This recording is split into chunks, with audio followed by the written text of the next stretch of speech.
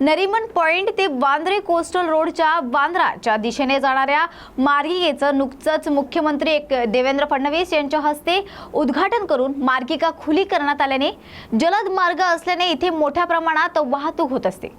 त्यामुळे पीक आवरमध्ये या ठिकाणी मोठ्या प्रमाणात वाहतूक कोंडी होत असून वाहनांच्या लांबच लांब रांगा या ठिकाणी पाहायला मिळतात, ज्याने वाहनधारक त्रस्त झालेत। शिवाय टोल नाक्यावर वाहनधारकांकडून जुन्याच पद्धतीने टोल आकारला जात असून वाहतूक कोंडीवर नियंत्रणासाठी MMRDA कडून कोणतीही कार्यवाही होत नसल्याने वाहनधारकांकडून सध्या नाराजी व्यक्त केली जाते।